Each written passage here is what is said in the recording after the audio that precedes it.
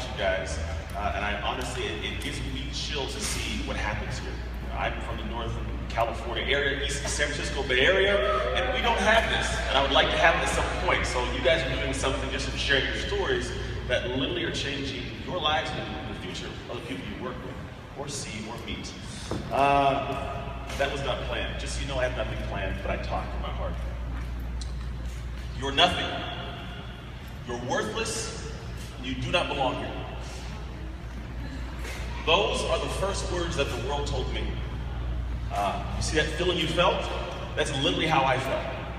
My very first memory is at 3 years old having my name called by my mom, the woman I love. She calls me, and I remember the whole visceral experience, everything I saw. I can remember how the room was laid out of my house, and she was calling me from the backyard of my apartment.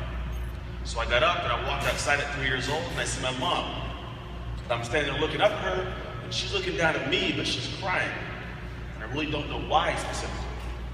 I remember looking up at her, and then she kind of leaned in, gave me a kiss, and then she grabbed my hand and gave it to a woman I'd never met before. This woman took me and she walked me to a car, a black Crown Victoria. I remember the woman walking me to the car, buckling me in, and me kind of sitting there and looking at my mom, but not knowing really why I'm in this car, who this woman is. And then I hear behind me a bunch of crying. It's my siblings, 3 of them. Now this was the usherance into my world of starting out in foster care. The first memory of my life was being given away by the woman that's supposed to love me. For the next 3 years, I dealt with abuse, physical abuse, like literally waking up in the middle of the night to fists just hitting me for no reason.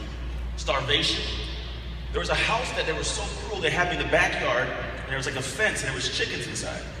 They would stand by the back of this fence, they'd put me inside, and they'd tell me to chase this chicken, and if I didn't catch the chicken, I wouldn't eat. I rarely caught the chicken.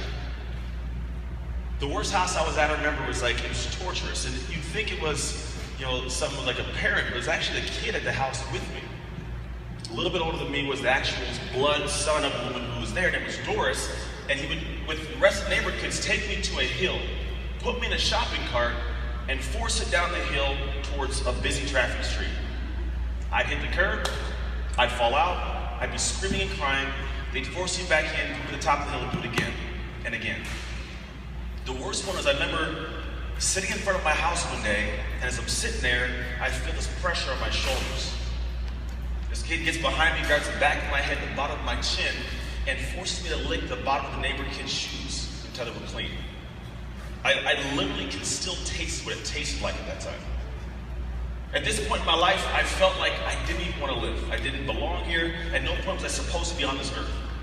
The next 14 years of my life, I dealt with a lot more. I wasn't adopted until I was 14.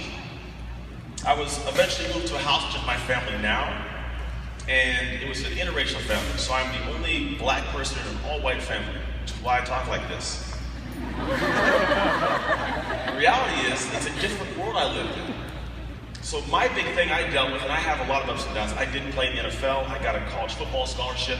I had a son at 20 years old. My mom last year passed of multiple sclerosis, which is my adoptive mom, who's an amazing woman and did some amazing things for my life. The biggest thing, which is kind of hard to figure out, which is what I want to share with you today, is the feeling of not being enough. For me, when I first entered into this world, I didn't feel like it was enough. Like I wasn't enough to live here. I wasn't worth enough to be in the presence of the people on this planet. I felt like an animal. 3 years ago, I dealt with a huge issue within myself and my marriage. My wife had an affair. And for me, the big thing was, at the age of 28 years old, I still felt like I wasn't enough. A man who's played NFL, I owned a gym, I traveled the world and spoke. I've written a book, like I've done these things, but I still felt as though I wasn't enough. And the reason was because all this took place, I hadn't had a base of who I was. That moment left me driving in my car to go find rat poison that evening. And if it was not for a GPS on my cell phone, the police would have showed up and I would not be standing here now. So I want you guys to step into a role just for yourselves. Now, has anybody ever felt like you weren't enough at all? So I'm not alone, which is a huge thing. Because this happens on a daily basis to a lot of people. The one thing I found out was, after this, I had to step and find a sense of who I was. And that came with doing one basic thing.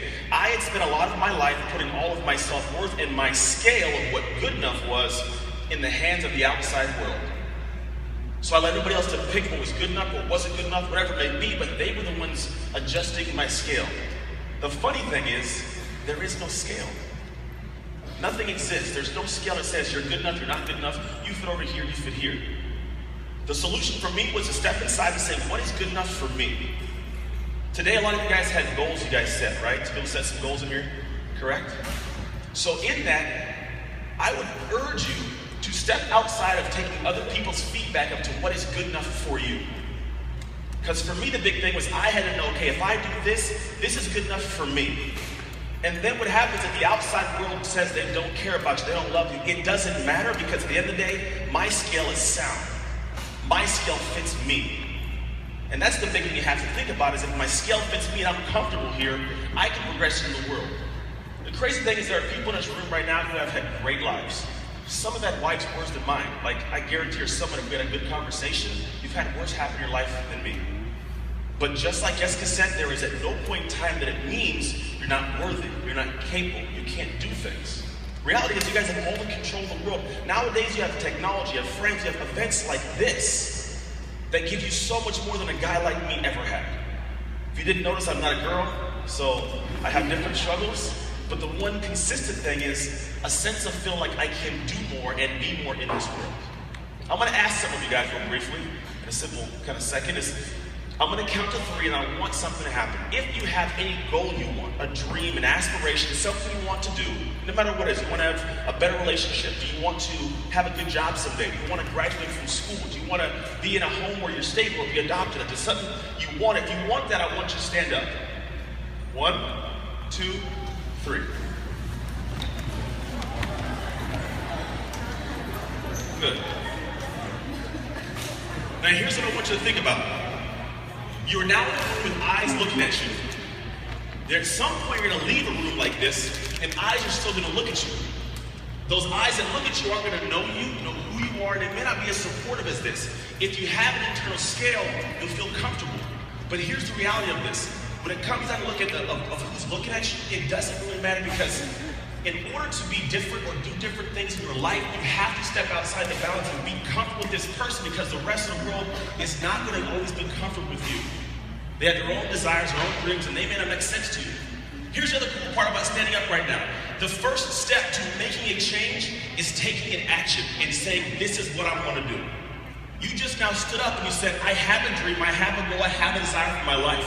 That right there literally is the first step to making it happen. It's taking an action. You stood up in front of everybody else and said, hey, I own this, I want this. And that is all you need to go forward. I'm gonna close with saying this. I want you to give a round of applause, but not for me. I want you to give a round of applause for yourselves.